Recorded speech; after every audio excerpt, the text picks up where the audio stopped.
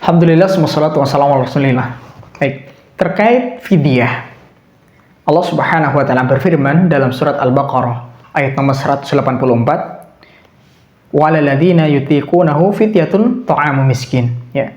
Bagi yang kemudian berat untuk menjalankan daripada puasa, maka kewajiban yang harus dilakukan adalah menunaikan fidyah dengan memberikan makan untuk orang miskin. Sebagaimana disebutkan dalam surat Al-Baqarah ayat nomor 184. Maka dalam ayat ini kemudian bisa kita pahami ya dengan jelas bahwasanya cara ya untuk kemudian kita menunaikan fidyah adalah dengan kita memberi makan orang miskin sesuai dengan jumlah hari kita tidak puasa. Kalau misalkan kita tidak puasa misalkan 1 hari, maka kita berikan makan untuk 1 orang miskin. Kalau misalkan 10 hari, maka 10 orang miskin. Kalau 30 hari, maka 30 orang miskin. Bagaimana caranya? Ya, ini boleh dilakukan ketika misalkan dia tidak berpuasa hari itu, kemudian hari itu juga dia mengundang, misalkan ketika buka puasa ya, mengundang orang miskin 1 untuk dikasih makan. Ini boleh.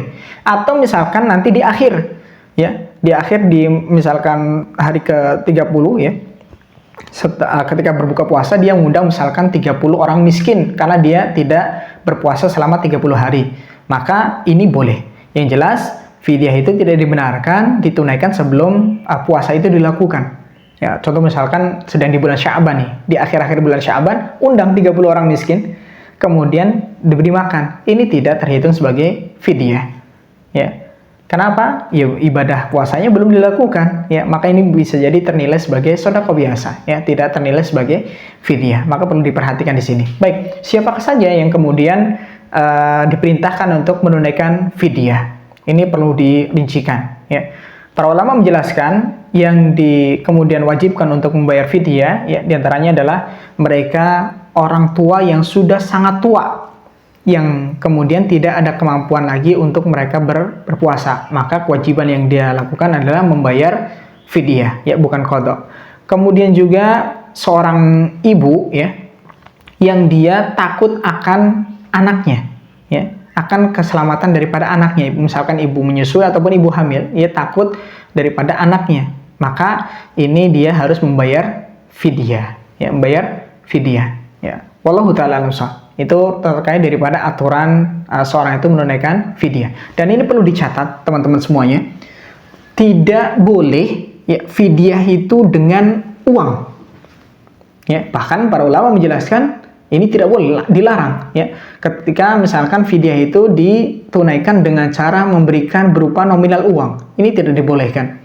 Kenapa? Ya sesuai bagaimana Allah Subhanahu wa taala memerintahkan memberikan makan untuk orang miskin. Ya Ustaz, kan uang bisa buat beli makan. Iya, tapi ini tidak sesuai dengan apa perintah Allah Subhanahu wa taala. Kalau misalkan sekiranya boleh dengan uang, maka pasti Allah Subhanahu wa taala ya berfirman-Nya boleh fidyahnya itu dengan dirham misalkan atau dengan dinar. Karena pada masa Rasulullah SAW sudah ada, tapi tidak Allah perintahkan untuk dengan mata uang. Tapi apa yang Allah perintahkan yaitu dengan memberi makanan. Ya, baik itu mungkin ya kalau makanan pokoknya berupa kurma misalkan ya kurma kita kasih. Kalau makanan pokoknya berupa gandum misalkan ya kita kasih gandum. Kalau makanan pokoknya misalkan kita pakai beras ya, maka kita bisa kasih beras. Ya, boleh misalkan kalau terkait masalah bentuknya ya, mau matang atau mentah, walau alam ini ada perbedaan pendapat, tapi kalau anak pribadi dan cenderung kepada bagaimana ya dalam hadis-hadis ataupun bagaimana dalam ayat ini disebutkan tentang makanan, maka yang paling utama tentunya memberi makanan yang siap makan, ya, bukan makanan mentahan. Ya, ini tentunya lebih baik insyaallah taala. Ya, wallahu taala a'lam.